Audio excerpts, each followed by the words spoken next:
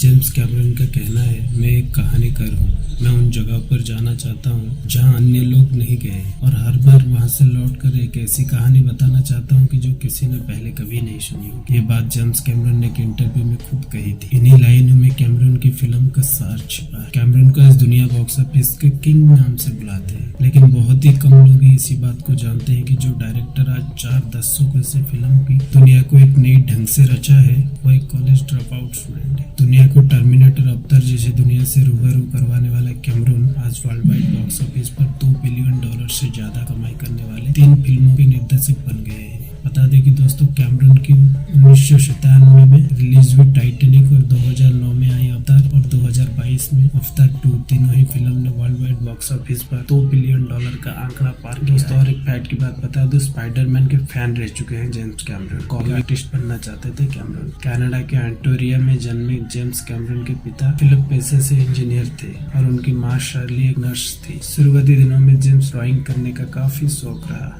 Marvel की comics में Spiderman उनका सबसे फेवरेट कैरेक्टर था। कैमरन इन्हीं कॉमिक्स को पढ़ने के बाद बड़ा होने पर एक कॉमिक बुक आर्टिस्ट बनना चाहते थे, लेकिन फिर उनके पिता का ट्रांसफर कैलिफोर्निया में हो गया। इसके बाद कैमरन हॉलीवुड के करीब आते गए, लेकिन पिता चाहते थे वो इंजीनियर बने, लेकिन कैमरन ने पढ़ाई छोड़ बन गए डायरेक्टर। आखिर कैसे बने डायरेक्टर? लेकिन जेम्स ने फिल्म बनाने और लिखने के लिए 20 साल की उम्र में ही कॉलेज छोड़ दिया था। इसके बाद उन्होंने घर पर ही फिल्म बनाई, लेकिन उनका जीवन अभी भी हॉलीवुड के सपने से बहुत दूर था और पैसे कमाने के लिए स्विच कैमरन ने ट्रक ही चलाई। कैमरन के फिल्म करियर ने आखिरकार उड़ान तब भरी जब एक दोस्त ने उनके सीक्रेट को छोटे निर्देशक को दिखाया। सीक्रेट पर जब काम चालू हुआ तो कैमरन ने ट्रक ड्राइविंग छोड़ दी। बता दें कि 1980 में जेम्स की पहली शॉर्ट फिल्म जेनेसिस आई। इसके बाद तो कैमरन ने एक अलग ही फिल्म राइड को ड्राइव करने लगे। 1984 की द टर्मिनेटर के बाद 1997 में आई टाइटैनिक, जिसके लिए उन्हें 3 ऑस्कर मिले। दोस्तों, और एक फैक्ट्स की बात बता दूं,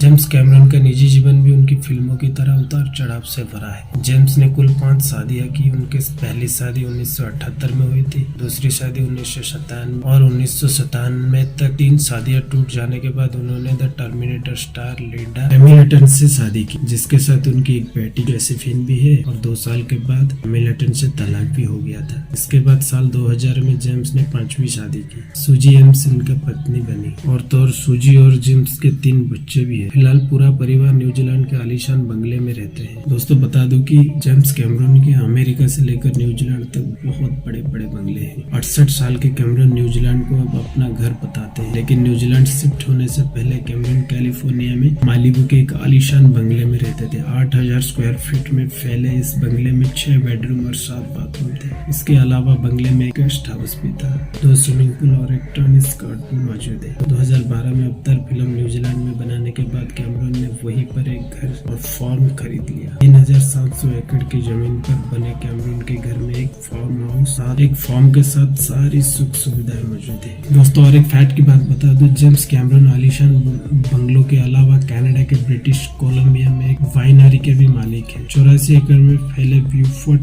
वाइन एंड सेस्ट नाम की इस वाइनरी के कैमरन ने $2.9 बिलियन यानी करीब 23 करोड़ रुपए में खरीदा था। उनकी वाइनरी आज 10 अलग अलग हिस्सों में वाइन बनाती है।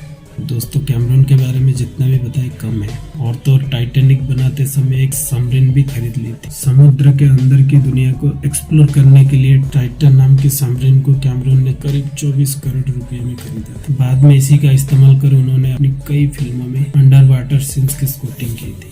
बताते जेम्स कैमरन खुद को रोलेक्स का सबसे बड़ा फैन बताते हैं। रोलेक्स की सबमरीन आर नाम की घड़ी कैमरन के सबसे पसंदीदा है। उन्होंने इसे 1986 में अपनी फिल्म एलियंस की सफलता के बाद खरीदा था। दोस्तों, बता दें कि 1953 में खासतौर पर डाइवर्स के लिए लॉन्च हुई रोलेक्स सबमरीन पहली ऐसी वाटरप्रूफ घड़ी थी जो समुद्र की 330 फीट गहराई में सही समय बताने में सफल रहा। तो दोस्तों, ये फैक्ट आपको कैसा लगा? अगर जरा भी अच्छा लगा होगा तो कमेंट में बताइए और सब्सक्राइब लाइक भी करिए।